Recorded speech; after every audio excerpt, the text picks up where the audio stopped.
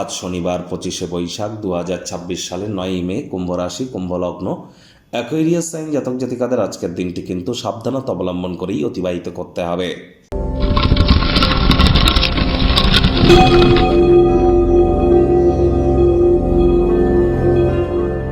ভিডিওটির শুরুতেই আপনাদের সকলকে বিশ্বকবি রবীন্দ্রনাথ ঠাকুরের 165তম রবীন্দ্র জন্ম জয়ন্তীতে হার্দিক শুভেচ্ছা ও অভিনন্দন রইল।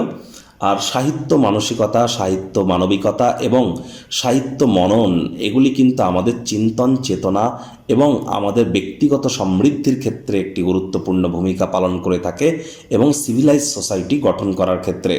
এবং অবশ্যই এক্ষেত্রে রবীন্দ্রনাথের লিখিত যে সমস্ত বাণী বা যে সমস্ত কবিতা বা যে সমস্ত উপন্যাস বা ছোট গল্প আমরা পড়েছি, সেগুলো থেকে যে শিক্ষা আমরা গ্রহণ করেছি সেগুলি প্রয়োগ করে আমরা আমাদের নিজেদেরকে কিন্তু মহিমান্বিত করতেই পারি। আজ যেহেতু শনিবার, শনি মহারাজের বীজ মন্ত্র ওম প্রাং প্রিং প্রং স শনিশ্চরায় নামা সন্ধ্যাবেলার সময় আপনারা 108 বার জপ করুন, অত্যন্ত উপকৃত হবেন। শনি মহারাজের কিন্তু যেহেতু উনি কর্মফলদাতা, ন্যায়াধীশ, দণ্ডাধিকারী, তাহলে অ্যাকচুয়ালি কিন্তু কোনো প্রতিকার হয় না।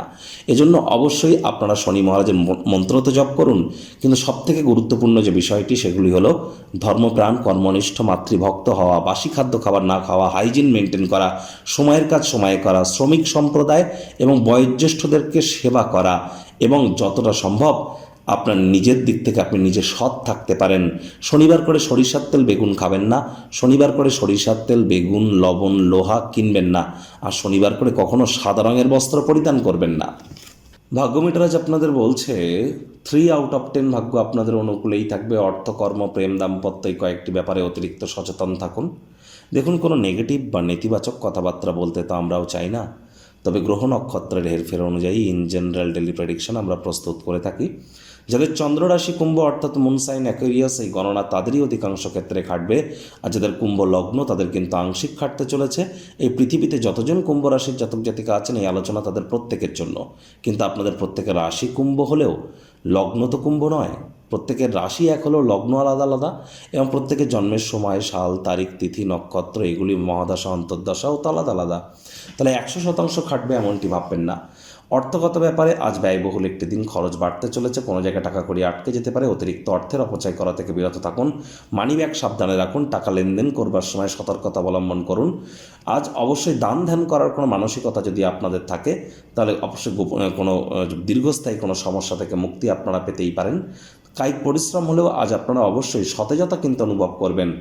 আজ ঘুমের কোটা যদি পূর্ণ করতে পারেন নিজেদের মধ্যে শক্তির প্রাচুর্যতা অনুভব করবেন, সারাটা দিনভর সচল থাকতে পারবেন। তবে চাকরিজীবীদের অফিসে কম কথা বলে কাজ বেশি করতে হবে। কোনো নতুন কর্ম শুরু করার আগে অভিজ্ঞ ব্যক্তিবর্গদের সাথে আলাপ আলোচনা করে তবেই কিন্তু শুরু করা উচিত। যদি আজকে আপনার কাছে সময় থাকে তাহলে ওই কাজের অভিজ্ঞ ব্যক্তির সাথে দেখা করে নিন, তারপর সেই কাজ শুরু করুন।